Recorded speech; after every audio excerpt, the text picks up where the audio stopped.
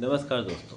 एक तबका है जो आजकल सोशल मीडिया पे हर जगह ये कहता फिर रहा है या समाज में कहता हुआ घूमता फिर रहा है कि सीजेपी के मंच से भारत तेरे टुकड़े होंगे के नारे लगे, या सीता माता का अपमान हुआ, राम जी का अपमान हुआ। और मुझे ये कोई भी ऐसा व्यक्ति नहीं मिला जो समझा सकता हो कि कैसे अपमान हुआ या क्यों हुआ। तो मैं ये जानना चाहता हूँ कि जो भी ये कह रहा है मैं उसकी बात मानने को तैयार हूँ। मैं भी इस बात को बोलूँगा जनता के सामने कि भाई सीजेपी के आंदोलन में ये गलत बातें हुई, अगर आप कोई सबूत तो दीजिए। जब आप सबूत नहीं दे पाते तो फिर समझ में आता है कि आपको कहीं से या तो बोला जा रहा है कि ये सिर्फ चीज़ फैलाई है जिसके लिए आपको पेमेंट मिल रही है, या आप किसी ऑलरेडी प्रेजुडिस माइंड से हैं कि आप वो चीज़ कहना चाहते हैं क्योंकि आपको वहाँ पे कॉकरोचेस से नफरत थी, क्योंकि वो आपके जिस मानसिकता को आप सपोर्ट करते हैं कॉकरोचेस उनके विरोध में थे। तो मैं ये जानना चाहता हूँ कि अगर आपको अपनी बात कहने की सबूत है, आधार है, आपने देखा है, आप वहाँ गए थे, तो जनता के सामने सबूत रख दीजिए ना। सब लोग अपने सबूत रख रहे हैं कि वहाँ पे कितने वीडियो आए, हज़ारों वीडियो आए जंतर मंतर के। किसी को एक वीडियो नहीं दिखाई दिया कि वहाँ पर किसी प्रकार के भारत तेरे टुकड़े होंगे या देश विरोधी नारे लगे। तो किसी को मुंह से बोल देना कि तुम देश विरोधी हो, तुम देशद्रोही हो, गद्दार हो, दिमागी नक्सल हो, या कुछ भी बोल देना, ये तब तक सही नहीं होता जब तक हमारे पास आधार नहीं होता। और हम आप इस तरीके से देश में क्या वैमनस्य फैलाना चाहते हैं कि आप दो पक्षों को आमने सामने खड़ा करना चाहते हैं। कोई नहीं चाहता है यहाँ लड़ना, सब चाहते हैं कि उसका देश का विकास हो।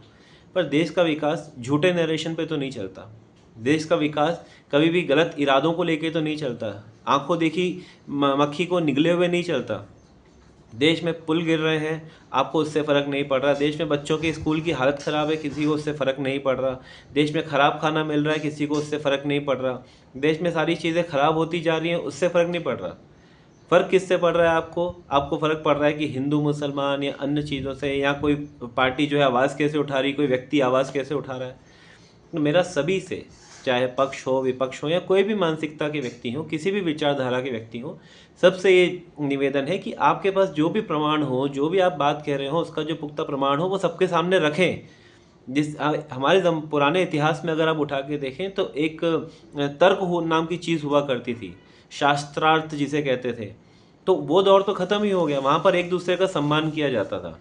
पर नहीं, आज तो हमको सिर्फ अगर जिसने हमारे विरुद्ध बात कर दी हमें उसे गाली देनी है, हमें उस पर अटैक करना है, चाहे तो गुंडों से अटैक करा देना। ये कौन सी संस्कृति या देश को किस तरफ ले जा रहे हैं? ठीक है, आपके 5 साल, 10 साल, 15 साल आपकी सरकार निकल जाएगी, पर भविष्य देखिए ना, भविष्य में क्या होगा? देश किस तरफ जा रहा है? क्या देश के दो धड़ों में बांट के आप जनता को आमने सामने लड़वाना चाह रहे हैं? तो आप अपने विचारों को देखिए क्या कर रहे हैं, आप अपने मुंह को देखिए कि आप जो बोल रहे हैं उससे क्या इम्पैक्ट आ रहा है। और मैं जेन जी और जेन अल्फ़ा से अनुरोध करूंगा, कृपया करके इन चीज़ों पे ना उलझें। ये देखिए कि आपका विकास कैसे होगा, आप दुनिया को टक्कर कैसे दे सकते हैं, आप भारत देश को ऊपर कैसे ले जा सकते हैं कि वो दुनिया को टक्कर दे सके और अमेरिका, चीन, जापान, रशिया से भी ऊपर जा सके। हमें किसी पे डिपेंडेंट होने की ज़रूरत ना पड़े।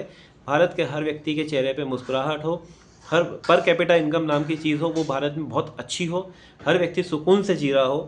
तो ऐसे ही देश की कल्पना मैं करता हूँ और आपसे उम्मीद करता हूँ कि आप इसी तरफ देश को ले जाएंगे, आप संकीर्ण सोच की तरफ नहीं जाएंगे। जय हिंद, जय भारत।